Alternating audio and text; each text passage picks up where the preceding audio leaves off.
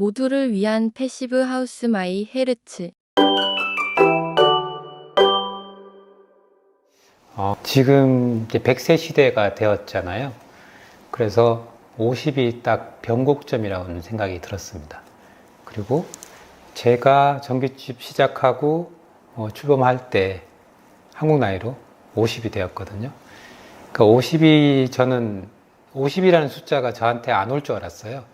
근데 어느 순간 50을 맞이하게 되었고 50이 되는 순간 다시 한번 인생을 돌아볼 수 있는 그런 계기가 됐습니다. 또 50대를 잘 생각을 해보면 옛날에는 좀 나이가 많은 진짜 아저씨였는데 지금의 50대는 과거하고는 좀 많이 사회적인 배경이나 상황이 많이 달라진 것 같아요.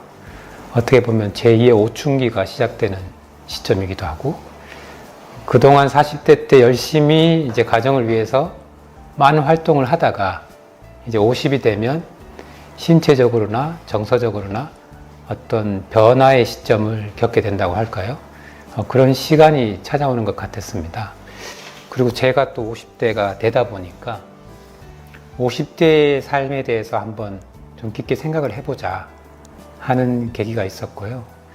그리고 지금 100세 시대에서는 첫 번째 50년이 50세까지고 나머지 50부터 100세까지 두 번째 50년이 또 주어지는 어떤 작가의 표현에 의하면 제2의 봄이라는 표현도 있더라고요.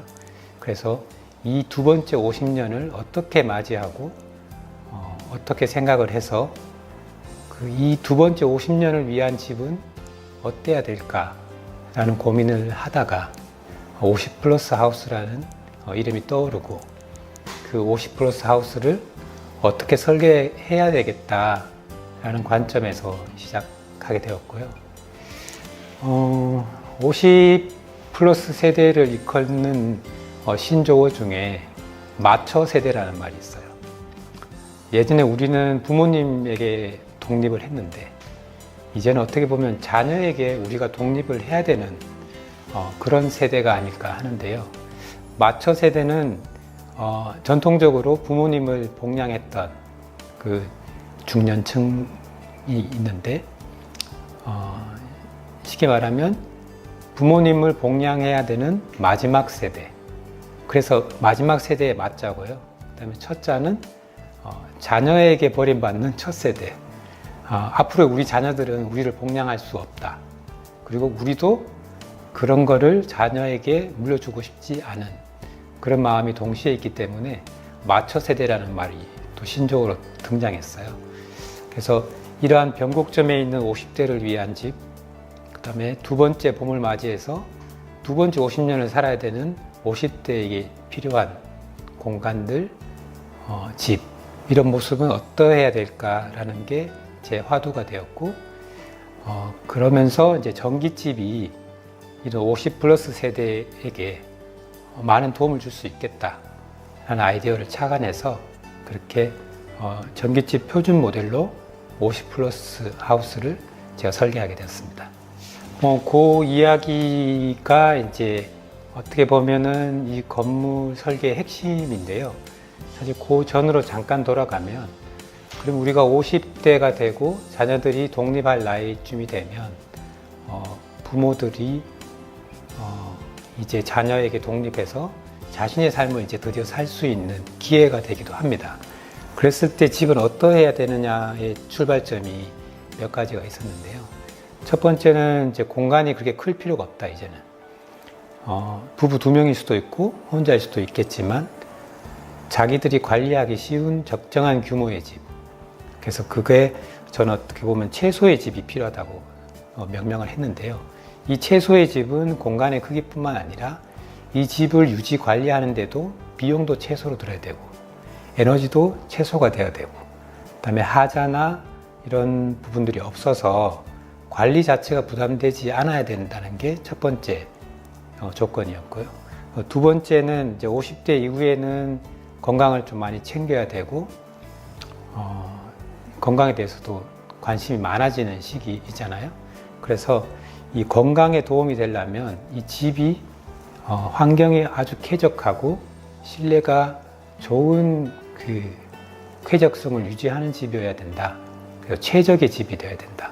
그래서 그 부분이 우리 전깃집에서 추구하는 항온 항습의 쾌적성, 그 다음에 공기의 질, 여러 가지 그 패시브하우스의 장점 플러스 복사 냉난방 시스템의 설비가 결합되어서 최적의 쾌적함과 건강에 도움을 줄 수 있는 실내 환경을 만들자가 두 번째고요. 세 번째의 부분에서 어떻게 보면 말씀하신 그 나눠지는 두 개의 공간이 있는데 50대가 되면은 이제 제2의 활동을 해야 되는데 어떻게 보면 50대 이후에 은퇴를 생각하면 이제 안 되는 나이인 것 같아요.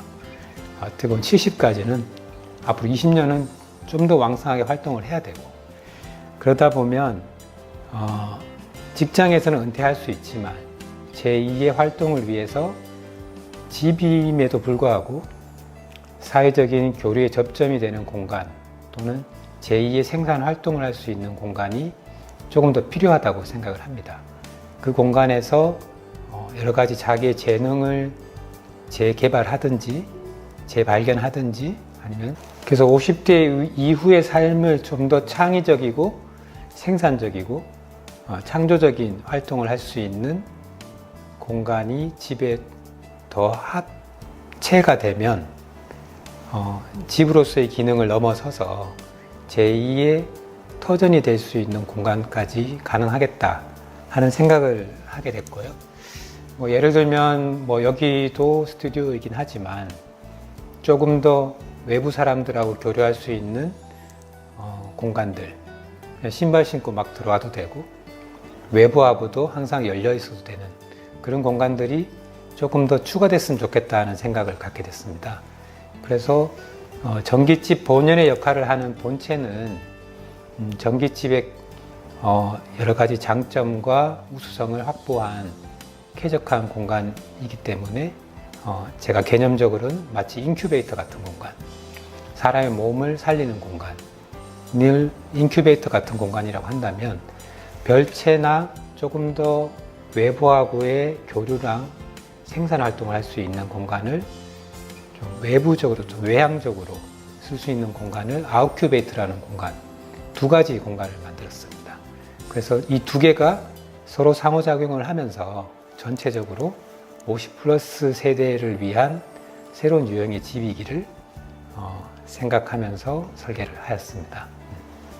네, 그렇죠. 그래서 제가 쉽게는 하나는 몸을 살리는 공간, 하나는 마음을 살리는 공간, 이렇게 두 가지로 명령을 했었고요. 그리고 몸을 살리는 공간인 인큐베이터 전깃집은 그렇다고 해서 그냥 쾌적성만 있는 건 아니고요. 만약에 부부가 산다는 조건에서 부부의 공간이 그 안에서도 영역이 잘 구분돼서 아내가 쓸 수 있는 식당과 주방 공간이 좀 더 독립적으로 컨트롤이 가능하고 그 다음에 거실이라든지 이런 공간들도 조금 더 그냥 아파트처럼 통합되어 있는 게 아니라 조금 더 구분해서 그 사이에서도 조금 선택 여지를 넓히고 또 방 같은 경우에는 두 개 정도를 만들었어요. 그래서 이제 나이가 들면 각 방에서 서로의 공간을 확보하면서 사는 것도 하나의 방법이기 때문에 각각의 남편 방, 아내 방이 따로 있다면 그 안에서에도 작은 정원이 딸려 있고 또 일부 방에서는 작은 화장실이 또 붙어 있어서 필요할 때 이제 자식들이 예전처럼 제사 지내고 이러지 않으니까 가끔 왔다가 가는 조건으로 자고 간다면 방 하나를 비워줄 수 있는 정도, 그 정도의 공간으로 나누어져 있고요. 그 다음에 아큐베이터 같은 공간은 여러 가지로 활용 가능한 공간입니다. 그래서 사실은 원래 아큐베이터 공간은 여담이지만 50 플러스 주택이기 때문에 딱 50제곱미터의 크기로 만들려고 했어요. 그래서 50제곱미터의 크기면 약 15평 정도 되거든요.